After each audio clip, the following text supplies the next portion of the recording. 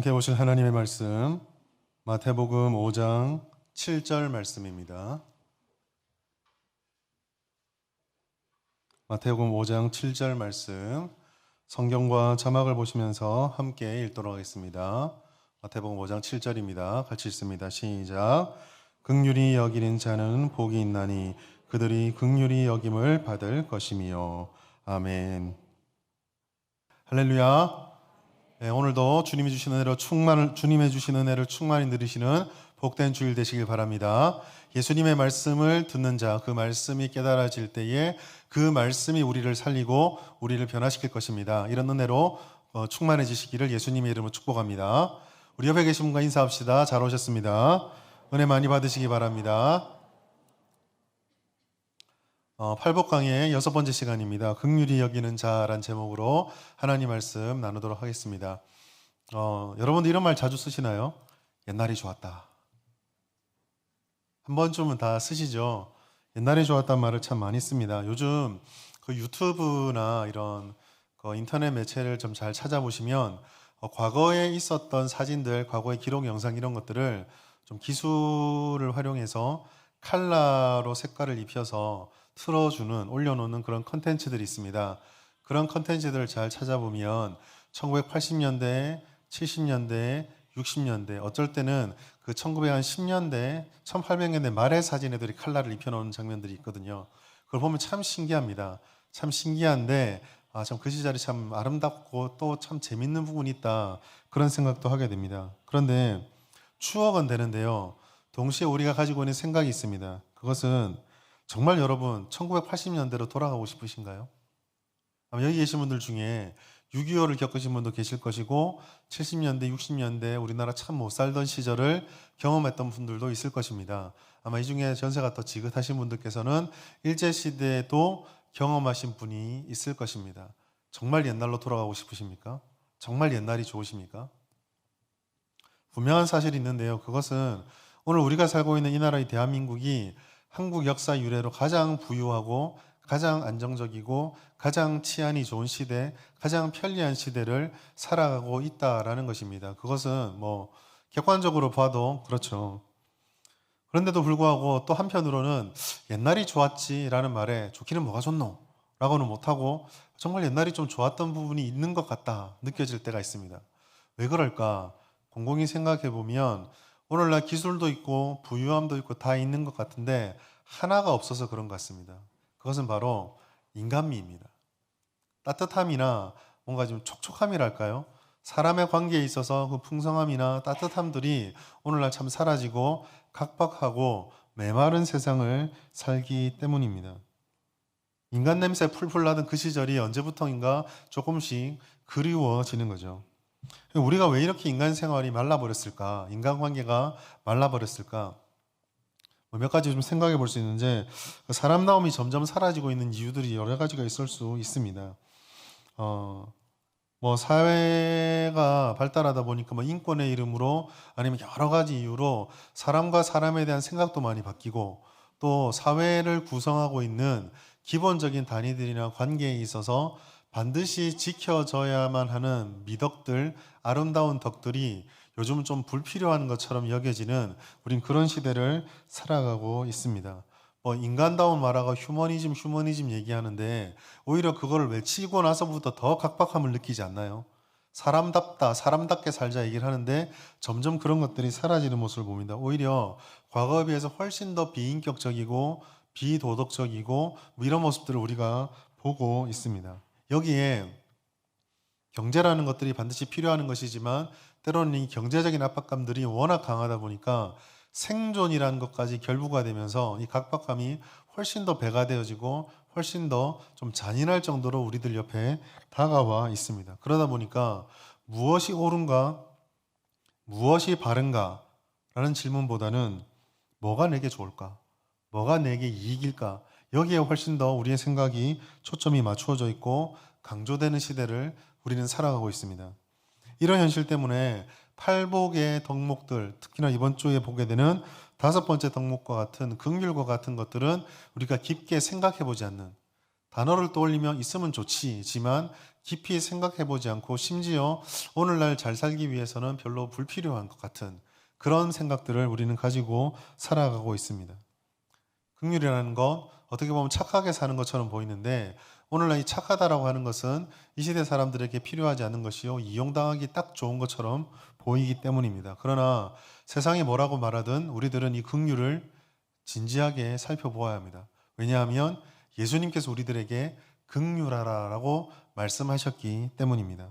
오늘 본문의 말씀은 간단합니다. 긍휼히 여기는 자에게 긍휼히 여김을 받는 복이 있다라고 예수님께서 말씀하셨습니다. 그래서 우린 처음으로 이 긍휼히 여기는 자가 무엇인지를 살펴보길 바라고 그 첫 번째로 긍휼이 무엇인가, 성경에서 말하는 긍휼이 무엇인가를 한번 살펴보려고 합니다. 여러분, 긍휼이 무엇입니까? 긍휼, 좀 어려운 단어죠. 잘 쓰지 않는 단어입니다.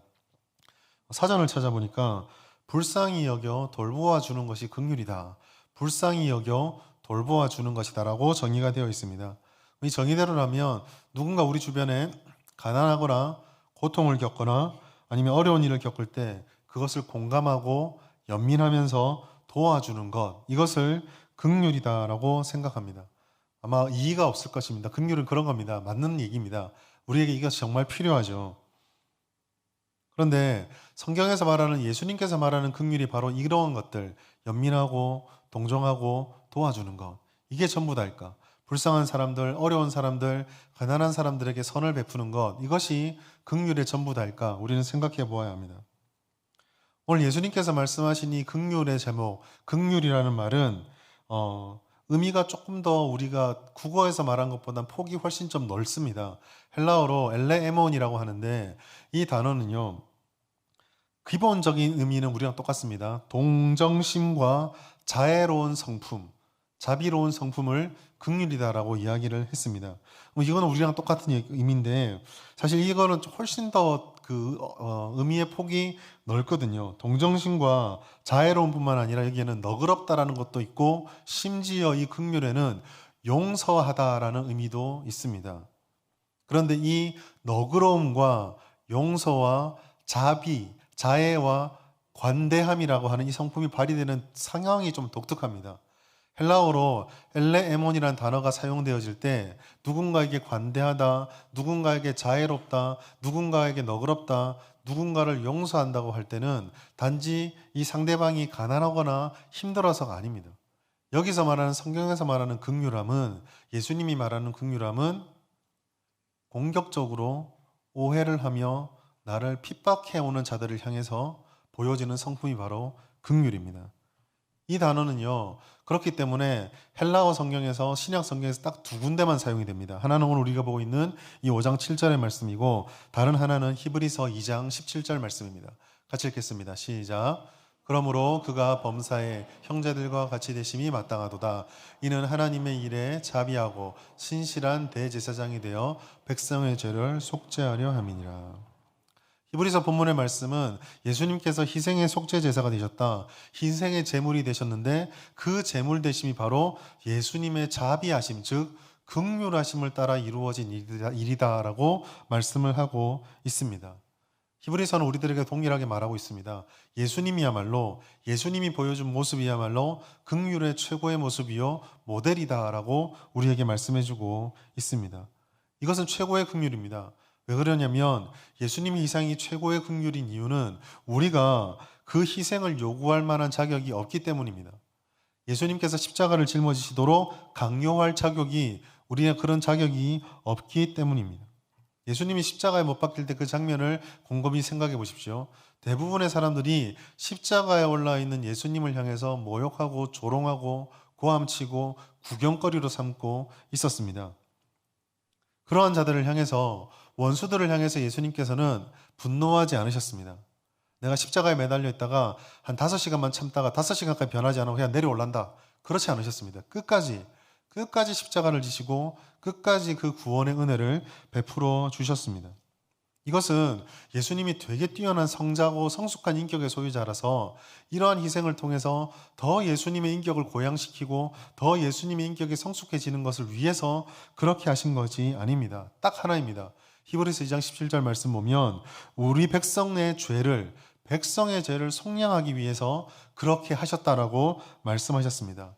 누군가 죄를 짓고 있습니다. 십자가로 예를 들자면 예수님을 모욕하고 핍박하고 조롱하고 공격하고 있습니다. 그때에 이들을 용서해 주기 위해서, 즉 엘레에몬을 해주기 위해서 보여주셨던 것이 바로 긍휼입니다. 우린 여기서 예수님의 긍휼이 이처럼 이와 같은 성격을 가지고 있다고 하면 우리는 한 가지를 궁금하게 생각해 볼 수 있습니다. 예수님은 공의로우신 분이며 동시에 예수님은 긍휼이 있으신 분이라고 한다면 그 안에서 보여줬던 의와 긍휼을 우리가 어떻게 이해할 것인가입니다. 예수님께서 보여주신 행동, 예수님의 삶, 예수님의 말씀은 모두가 예수님이 어떤 분이신지 또 예수님의 성품이 어떠신지를 다 드러내주고 있습니다.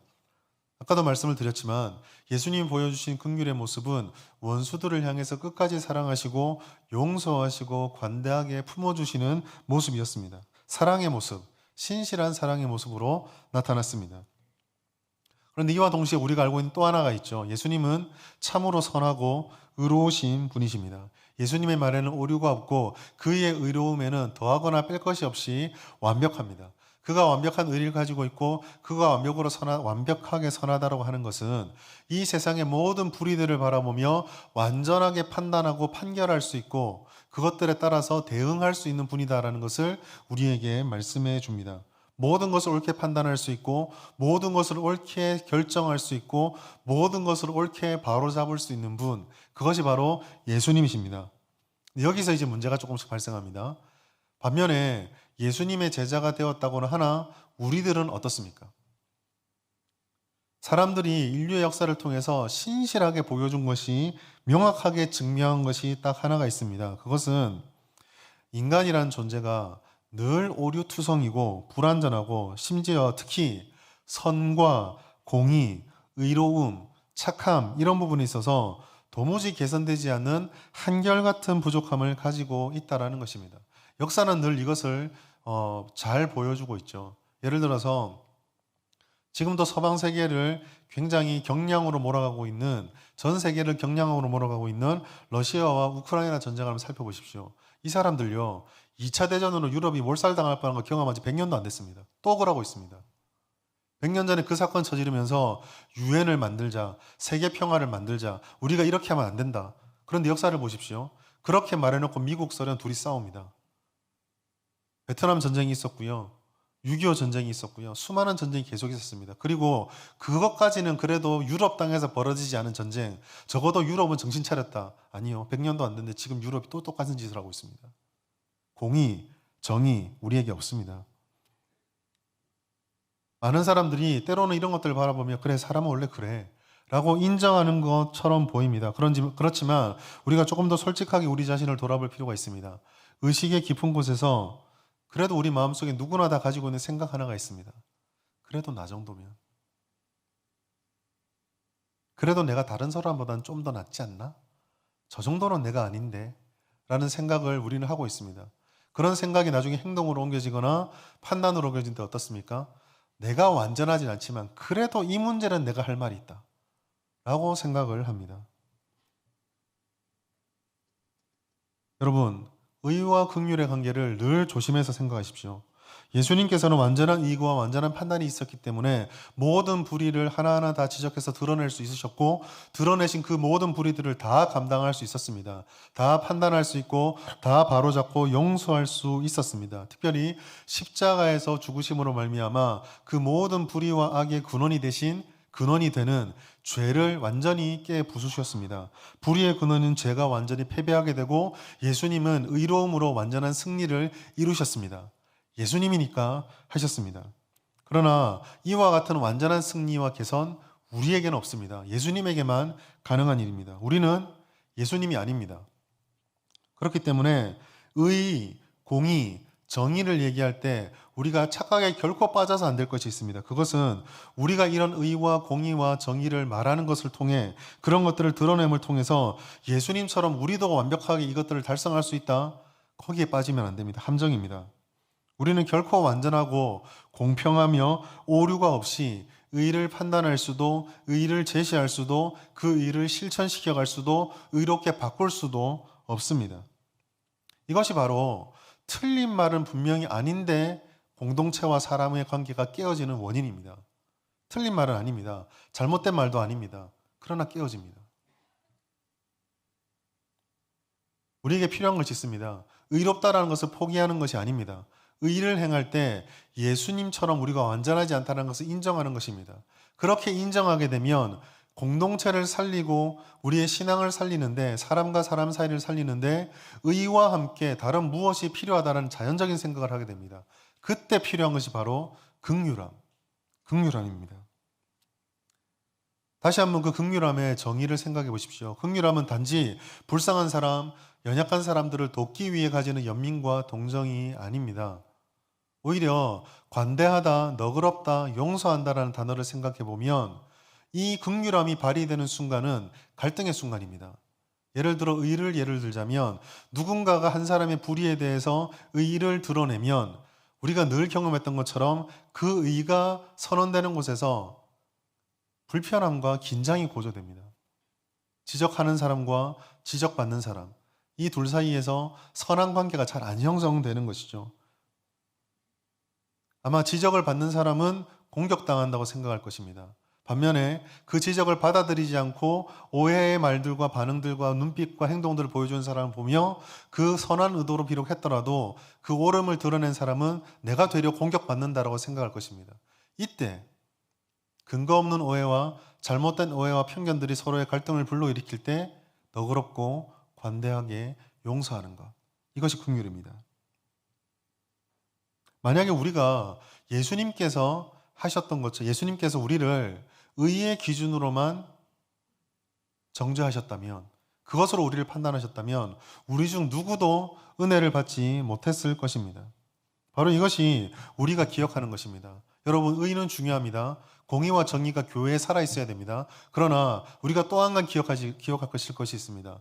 우리가 아무리 의를 지적하고 공의를 외친다고 해도 사람은 변하지 않습니다. 의로움이 사람을 변화시키는 게 아닙니다. 우리가 옳은 말을 한다고 해서 사람이 변하는 것이 아닙니다. 영혼을 살리고 변화시키는 것은 긍휼이 있어야 합니다. 긍휼함이 사람을 변화시킵니다. 예수님이 우리를 변화시키기 위해서 내가 너희를 사람 만들어 보겠다라는 마음으로 하나 틀릴 때마다 일일이 지적하시면서 고치지 않으셨습니다. 예수님은 그 모든 불의들을 통째로 떠안고 사랑하셨습니다. 통째로 떠안고 긍휼을 베풀어 주셨습니다.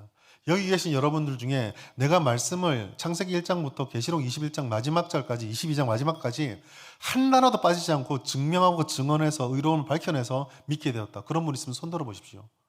여기 계신 우리 분들 모두가 그냥 하나님의 사랑과 긍휼하심을 받아서 성도가 되었습니다.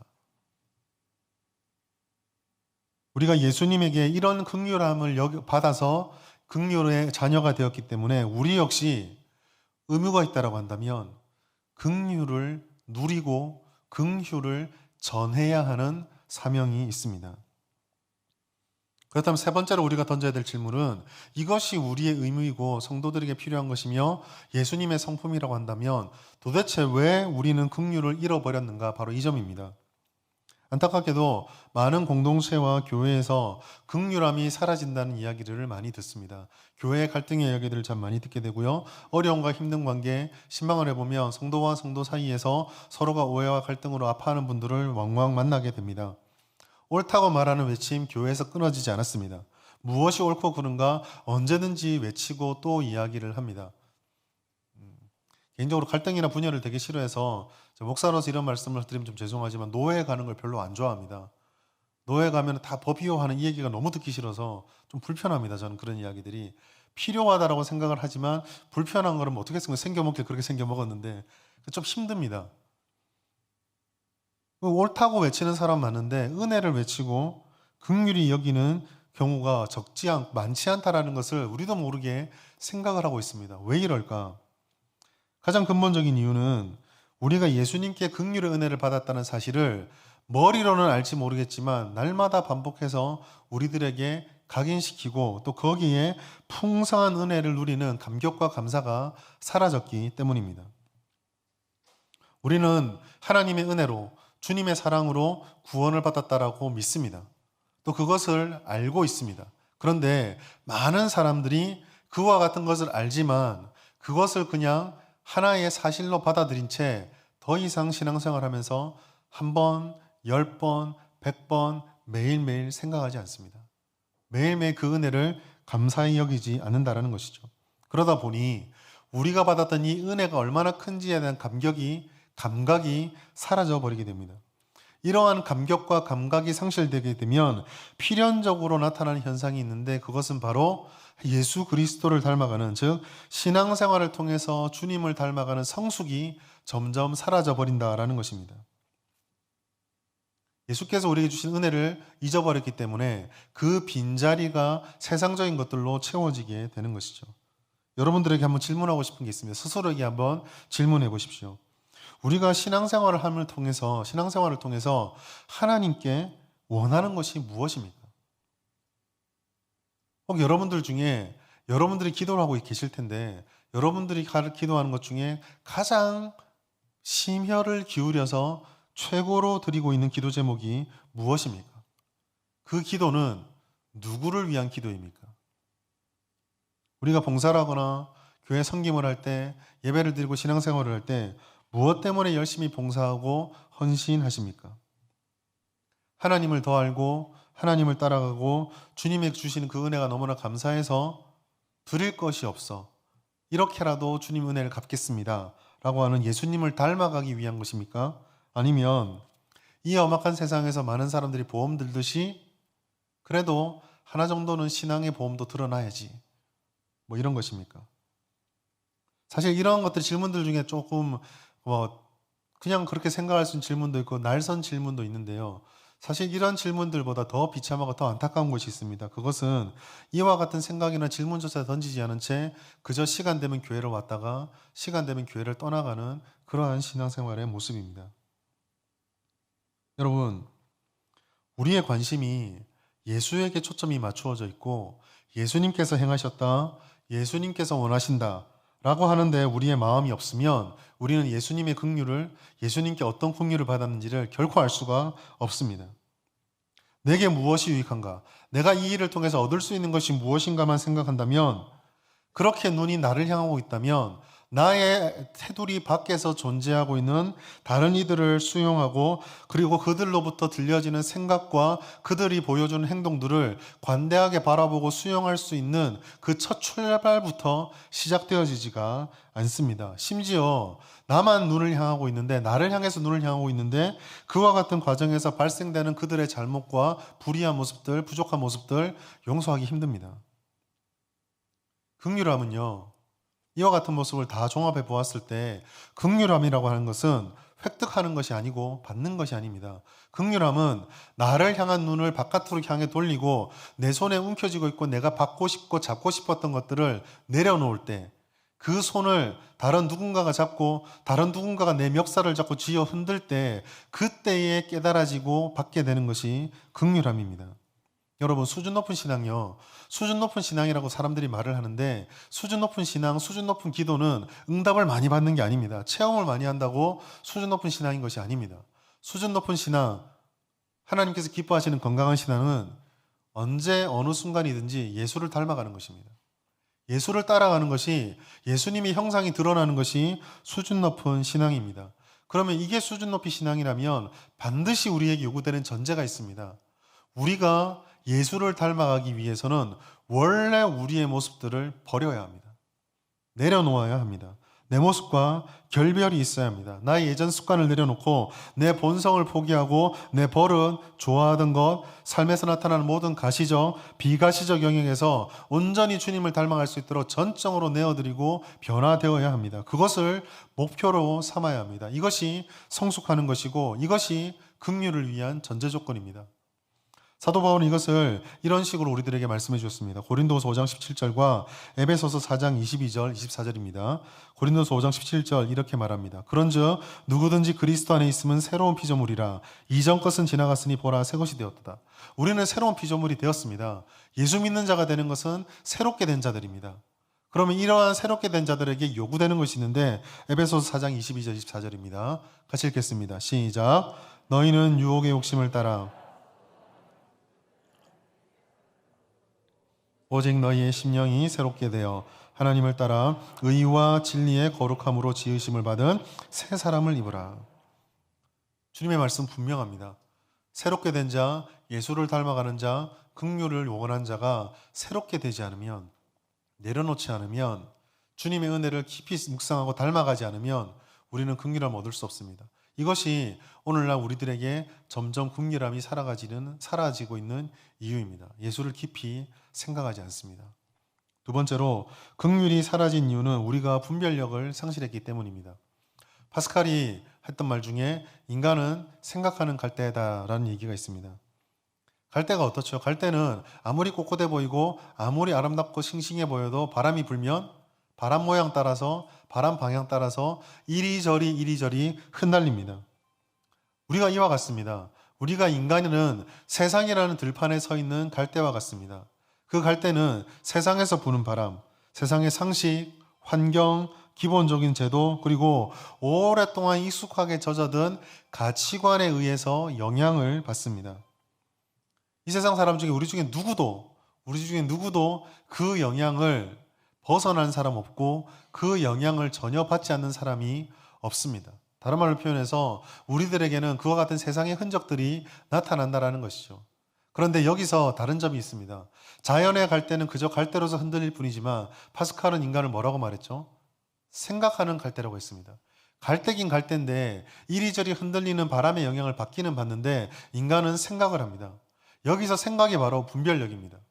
우리에게 어떤 바람이 불어올 때 그 바람이 이리저리 안 흔들릴 수는 없는데 도대체 나를 흔드는 이 바람이 무슨 바람인지, 이 바람에 내가 어디까지 흔들려야 되며 흔들리지 않기 위해서 어떻게 저항해야 될지, 비록 흔들렸다고 한다면 이 흔들린 곳에서 어떻게 내가 돌아서야 될지 생각을 하는 것입니다. 예수님의 말씀을 따라서, 예수님이 들려진 음성에 따라서 그것을 판단하고 바로 세워져 가는 것입니다. 근데 오늘날 우리 시대는요, 이와 같은 생각을 별로 달가워하지 않습니다. 현실에 드러나는 결과만 중요하지 생각할 시간에 행동하라고 얘기합니다. 특히나 이러한 생각들이 다른 누군가에 영향을 주거나 다른 누군가의 생각이 내게 영향을 주는 것 원하지 않습니다. 오늘날 시대를 흔히 말할 때 개인주의 시대라고 얘기합니다. 근데 여기서 개인주의를 우리가 조금 생각해 볼 필요가 있습니다. 우리가 말하는 개인주의라는 것은 사실 우리의 그 개념이 아니거든요. 유럽 사회가 계몽 시대를 거쳐서 근대, 현대, 포스트 모더니즘으로 넘어오면서 이 개인주의라는 것이 굉장히 크게 부풀려지고 사람들에게 유행하기 시작했습니다. 한마디로 말해 이렇습니다. 각자가 가지고 있는 고유한 가치와 각자가 가지고 있는 생각이 다 중요하고 또 그런 권위들이 그런 권리들이 침범당해서는 안 되는데 여기서부터가 조금 다릅니다. 내게 중요하고 내게 침범당하지 않으려면 나도 상대방의 권리와 상대방의 생각을 존중해 두지 않나? 그러니까 나와 너를 다 소중하게 여기는 관계 속에서 경계선을 쳤을 때 그거를 개인주의라고 얘기합니다. 그러니까 서양에서 말하는 개인주의는요, 관계에 대한 고려가 포함되어 있습니다. 너와 내가 있습니다. 개인이 모여서 우리라는 것이 있습니다. 미국이나 이런 나라들 보시면은 개인주의가 그렇게 팽배한데 운동 경기나 뭐 이런 거 할 때 자기들끼리 딱 뭉치는 거 보면 조금 신기하지 않던가요? 뭉쳐질 수 있는 이유가 바로 여기 있습니다. 개인주의지만 우리가 함께하는 개인주의이기 때문에 그렇습니다. 그런데 동양이 조금 다릅니다. 동양으로 넘어가면서 특히 우리나라에서 발견되는 개인주의는 이와 같은 함께함의 개념이 완전히 사라져 있습니다. 공공성이 없습니다. 아무 관계가 없습니다. 오히려 우리가 말하는 개인주의는요, 자기 중심주의에 가깝습니다. 아무도 내가 하고 싶은 대로, 내가 원하는 대로 놔둬야 하고 누구도 거기에 침범해서는 안 됩니다. 얘기해서는 안 됩니다. 그러니까 흔히 요즘 우리가 뭐 젊은 세대들, 개인주의 있는 세대들 보면서 조금씩 힘들어하고 또 젊은 세대들 서로들도 좀 힘들어한 게 바로 여기에 있습니다. 도무지 뭐 얘기를 듣지 않고 대화가 안 됩니다. 이게요, 개인에서 끝나지 않습니다. 개인의 자기 중심주의, 개인주의와 우리나라 이 주의가 집단이 함께 공유되었을 때 집단이 희한하게 똑같은 생각을 고유하는 집단 이기주의로 발전을 합니다. 개인의 이기주의가 집단의 이기주의로 발전하게 되고 이 집단 이기주의가 형성되면 집단과 집단이 따로 갈라져서 너그 집단대로 우리 건드리지 마라. 우리도 너희 안 건드릴게. 뭐 이런 식으로 막 나아가 버립니다. 이 집단 이기주의가 나타났을 때 가장 흔하게 나타나는 특징 중에 하나가 경계선의 상실, 즉 기준의 상실입니다. 기준이 사라집니다. 그럼 기준이 사라지면 어떻게 될까요? 내로남불이라는 게 등장합니다. 내가 밑에서 공격자 입장에 있을 때는 똑같은 기준을 가지고 죽일 놈으로 욕을 하는데 내가 그 자리에 가면은 환경 탓으로 돌려버립니다. 아무것도 변하지 않아요. 행동도 똑같고 결과도 똑같고 모든 게 똑같습니다. 딱 달라진 게 뭐가 있을까요? 공격받는 자와 수비하는 자의 집단이 위치만 바뀌었을 뿐입니다. 이 집단 이기주의가 이런 식으로 나타나게 되죠. 나만 중요하고 우리만 중요하고 내가 최고고 우리가 최고고 나만 옳고 우리가 옳다. 제가 왜 이 부분을 길게 말씀드렸냐면 이기주의의 가장 큰 심각한 폐해가 뭐냐면 긍휼이라는 걸 생각하지 않는다는 것입니다. 긍휼이 들어갈 자리가 없습니다. 관계에서 발생되는 갈등을 예수님의 은혜로 내가 끌어안겠다. 관계가 있어야 되고 희생이 있어야 되는데 나밖에 모르는데 무슨 긍휼이 있습니까? 나밖에 모르는데 무슨 사랑이 있고 무슨 관대함이 있고 무슨 너그러움이 있습니까? 이것이 바로 오늘날 우리들이 분별력을 상실한 채 세상의 문화에 세상의 흐름 속에 우리를 맡겨버리고 그것이 마치 상식이고 일반적인 법칙인 양 교회가 끌어안아서 교회 안에 긍휼이 사라져버린 이유가 되었습니다. 안타까울 뿐이죠. 그러나 여러분 우리는 긍휼을 추구해야 됩니다. 긍휼은 어리석은 일이 아닙니다. 긍휼은 실패가 아니고 긍휼은 무조건 자기만 희생하고 손해보는 것이 아닙니다. 하나님께서는 이 긍휼에 약속을 주셨습니다. 5장 7절 말씀 제가 다시 한번 읽어드리겠습니다. 긍휼히 여기자는 복이 있나니 그들이 어떻게 된다고요? 긍휼히 여김을 받을 것이요. 하나님께서는 예수님께서는 긍휼히 여기는 자가 긍휼함을 받는다라고 말씀해 주셨습니다. 때로는 우리가 다른 사람을 용서하고 다른 사람에 관대하고 자비하면 때로는 사람들에게 얕보일 수 있습니다. 심지어 어떤 사람들은 우리들이 이렇게 긍휼의 선의를 베풀면 변화되어지고 감사하면 좋을 것 같은데 그것을 악용하고 활용하여 훨씬 더 극렬하게 우리를 힘들게 만드는 경우도 있습니다. 배반하고 우리에게 큰 피해를 주는 경우도 있다는 말입니다. 아마 여기 계신 분들 중에 이런 경험들을 하신 분 분명히 있을 것입니다. 그러나 여러분 그런 경험들을 한다 할지라도 우리는 긍휼을 베풀어야 합니다. 왜냐하면 하나님께서 우리가 다른 사람들의 필요에 이와 같이 민감하게 긍휼함을 베풀면 하나님께서 그 긍휼을 땅에 떨어뜨리지 않고 긍휼히 여김으로 은혜로 우리에게 갚아주겠다라고 말씀하셨기 때문입니다. 이것이 바로 우리가 진정한 복을 받고 진짜로 이기는 비결입니다. 예수님께서는 우리들에게 이렇게 명령하셨습니다. 마태복음 18장 33절 말씀 같이 한번 읽어보겠습니다. 시작. 내가 너를 불쌍히 여김과 같이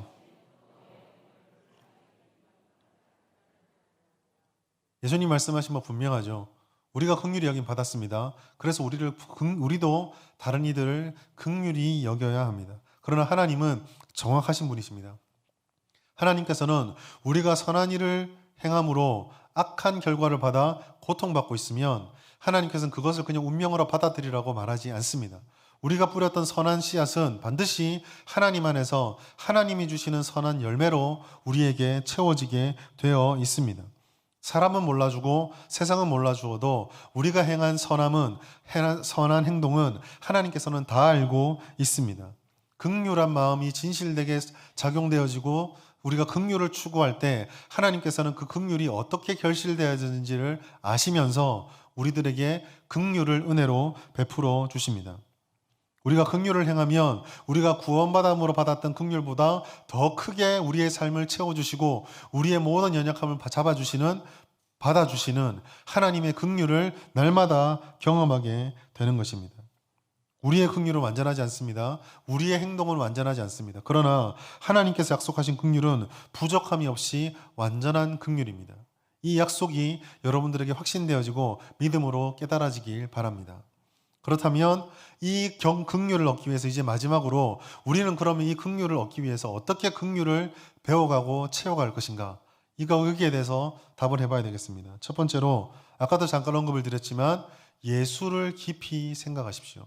예수께 내가 받은 긍휼을 늘 깊이 생각하셔야 합니다. 한때 긍정적 사고가 굉장히 유행했었죠. 그 긍정적 사고를 얘기할 때 많은 사람들이 하는 얘기가 있습니다.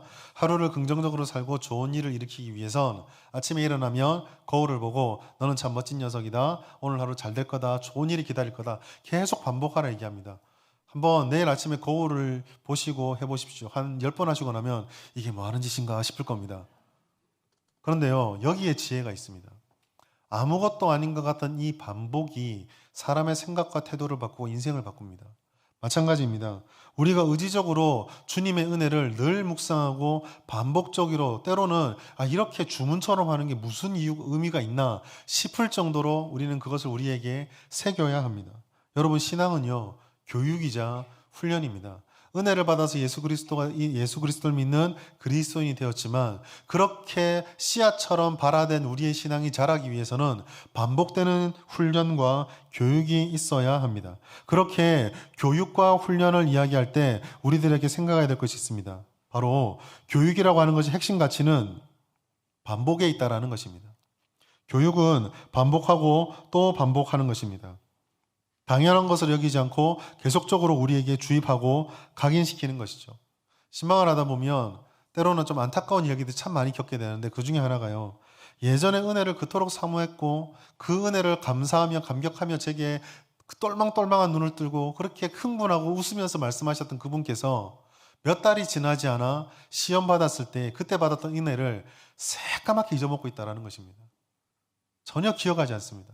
아무리 고면해줘도 집사님, 권사님, 청년부 할 때는 야, 잘 생각해봐라. 네 그때 나한테 이런 기도했지 않냐. 그래서 이런 은혜 받았다고 감사하고 울고 우리 감격했지 않냐. 모릅니다. 기억 못합니다. 알긴 아는데 여기서 딱 멈춰 있습니다. 목사님 알겠는데요. 지금은 상황이 다르잖아요. 그러면서 도무지 그 은혜를 다시 새기려고 하지 않습니다. 은혜 받는 것 중요하죠. 그러나 그 은혜를 받는 것만큼 중요한 것이 하나님이 내게 어떤 은혜를 베풀어 주셨는지를 잊어먹지 않고 계속 반복해서 우리 마음속에 새기는 것입니다. 거듭 말씀드리지만 우리는 하나님 앞에 너나 할 것 없이 다 원수였습니다. 그런 우리가 하나님의 긍휼하심을 받아 하나님의 자녀가 되고 제자가 되고 성도가 되었습니다. 원수가 아들이 되었습니다. 구원받는 성도가 되었습니다. 자격 없는 자가 이렇게 놀라운 은혜를 받았습니다. 그 하나님의 긍휼애가 너무 크기 때문에 그 은혜 앞에 서면 내가 자랑할 것도 아무것도 없고 심지어 우리 모두가 그냥 다 그렇고 그런 사람들입니다. 하나님 앞에서 누구도 내세울 것도 없고 누구도 부유를 내세울 수도 없고 누구도 자기의 의로움을 내세울 수도 없고 누구도 자기가 내가 조금 더 자격이 낫다라고 말할 수 없다는 것이죠. 하나님 볼 땐 다 똑같습니다.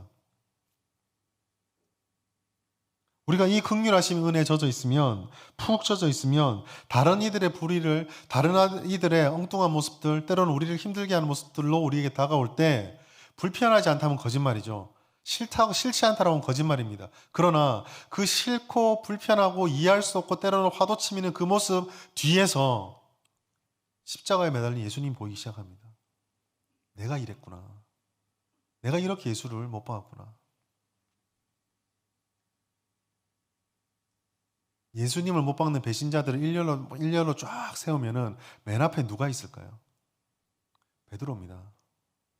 베드로는요, 마지막 신앙 고백의 기회를 얻었습니다. 언제요? 예수님 재판 받으실 때 그 재판장에 마당이 있었잖아요. 계집종이 물을 때, 여자 종이 물을 때 고백할 기회가 있었습니다. 그러나 베드로는요, 그 모든 배신자들 중에 최종적으로 3번을 못을 박아버립니다. 난 모른다. 난 모른다. 난 모른다. 배신자의 제일 첫 번째 있습니다. 우리가 그런 사람들 아닌가요? 여러분, 그 긍휼의 은혜를 잊지 마십시오. 날마다 새기십시오. 하나님, 아침에 일어나서 기도하시면서 나는 주님의 긍휼을 받은 자입니다. 자격 없는데 은혜를 받았습니다. 세상에서 제일 큰 은혜를 받았습니다. 감사합니다. 이 감격 사라지지 않게 해주십시오. 늘 이것을 가슴에 새기십시오. 예수를 생각하시고 또 감사하시고 감격하십시오. 이것이 긍휼을 위한 첫걸음입니다. 두 번째로 긍휼은 실천해야 되는데 사랑으로 우리는 긍휼을 얻을 수 있습니다. 무엇보다 여러분 사랑하십시오. 제가 다시 한번 말씀드리지만 교회는 의가 필요합니다. 기준이 필요합니다. 정의가 필요합니다. 그러나 의가 교회를 변화시키지 못합니다. 정의가 성도들을 성숙시키지 못합니다. 옳음이 사람을 변화시키지 못합니다. 변화는요 오직 긍휼과 사랑으로만 이루어집니다. 하나님의 의를 실현하기 위한다는 명목하에 다른 이들과의 관계를 파괴하고 있다는 사실을 우리는 잊어서는 안 됩니다. 여러분, 우리는 하나님이 아닙니다. 잘못된 것 같다 판단할 수 있죠. 내 스스로는 판단할 수 있습니다. 그러나 그것을 공론화시키고 그것을 절대화시킬 수 있는 권리가 우리에게는 없습니다. 우리에게 남아있는 오직 한 가지 권리, 그것은 예수께서 우리를 모든 불의함을 보면서도 의의 잣대가 아니라 사랑의 잣대로 품어주셨던 것처럼 우리도 긍휼과 사랑으로 품어야 합니다. 영혼을 살리기 위해서 의가 사랑 없이 발동되어지는 것을 막고 우리의 긍휼하심을 통해 하나님 앞에 설 수 있어야 한다는 것입니다. 우리에겐 의와 함께 긍휼이 필요합니다. 그래서 여러분들에게 저는 이런 도전을 드리고 싶습니다. 우리 교회를 바라보며 또 우리 성도들을 서로 바라보며 만약에 저 부분은 참 옳지 않은 부분이다. 내가 이야기를 해야 되겠다. 고쳐야 되겠다. 생각이 드신다면 100번 사랑하신 후에 하십시오. 100번 긍휼히 여기신 후에 품으신 후에 그 다음에 말씀을 해주시기 바랍니다. 아마 제가 믿기로는 100번의 사랑의 기도를 드리면 분명히 그 사람은 어느샌가 변화되어 있을 것입니다. 고린도전서 13장 4장 7절 말씀, 사랑에 대해서 이렇게 말하고 있습니다.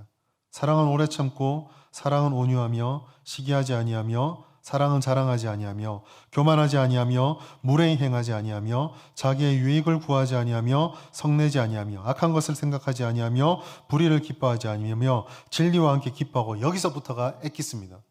모든 것을 참으며, 모든 것을 믿으며, 모든 것을 바라며, 모든 것을 견디느니라. 참는다, 믿는다, 바란다, 견딘다. 여기에 집중하시죠. 하나를 더 집중하십시오. 모든 것입니다. 요까지는 내가 참아주고, 이것까지는 내가 믿어주고, 이것까지는 내가 받아주는데 선 넘지 마라. 이거 넘으면 나 못 받아준다. 사랑 아닙니다. 모든 것을 참으며, 모든 것을 믿으며, 모든 것을 바라며, 모든 것을 견디는 것. 이것이 긍휼입니다. 예수님께서 그러셨지 않습니까? 장벽을 만날 것입니다. 아마 여러분 중에 누군가가 오늘 말씀의 은혜를 받고 내가 이렇게 긍휼을 베풀어 보겠다. 내가 지금까지 저분에게 또 회사에 가면 저 사람에게 그렇게 불편했지만 내가 한번 긍휼하게 여겨보겠다. 여러분 마음 먹는 순간 장벽을 만날 것입니다. 아마 때로는 여러분의 자존심이 극렬하게 저항할 것이고 그 긍휼을 베품을 통하여 상대방으로부터 돌이킬 수 없는 자존심의 상처를 받기도 할 것입니다. 한번 베푼 긍휼을 감사함으로 받기는커녕 보란듯이 배반하고 이용하는 사람과 상황을 아마 수도 없이 만날 수도 있습니다. 그러나 여러분 기억하십시오. 하나님이 다 하십니다. 하나님 우리의 긍휼을 결코 땅에 떨어지지 않게 하십니다. 긍휼히 여기시라 말씀하시면서 예수님께서는 긍휼히 여기고 또 긍휼히 여기고 또 긍휼히 여기라는 반복의 말씀을 주셨습니다. 그러므로 여러분, 내가 긍휼히 여기고 내가 사랑을 베푼다고 해서 세상 사람들이 볼 때 말하는 하나님 안에서 지는 것 같은 모습 두려워하지 마십시오. 우리가 되게 착각하는 것이 있습니다. 실패자가 되면, 패배자가 되면 하나님의 영광 가리운다. 여러분, 사단의 속임수입니다. 사단의 속임수입니다. 절대로 속지 마십시오. 우리는 하나님의 뜻을 따라서 세상에서 실패할 용기가 있어야 합니다. 세상 사람들에게 버림받을 용기가 있어야 합니다.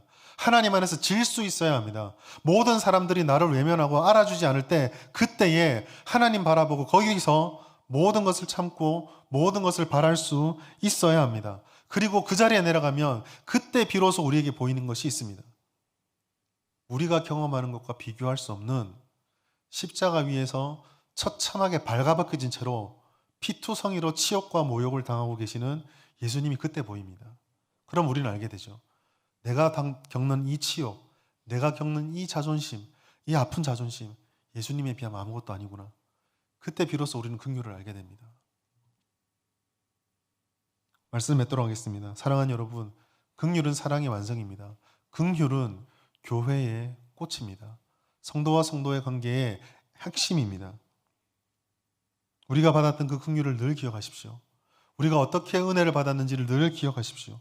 반복하고 또 반복해서 늘 그 감격에 새겨지시고 죄의 씨가 세속적인 경쟁과 쟁취의 승리 방정식에 도취되지 마시고 주 안에서 패배하는 것을 두려워하지 마십시오. 그러나 우리가 그렇게 주님 안에서 지거나 패배한다면 하나님께서 우리를 긍휼히 여겨주시고 우리를 진정으로 사랑해 주시고 긍휼로 채워주실 것입니다. 이것이 우리를 향하신 하나님의 약속입니다.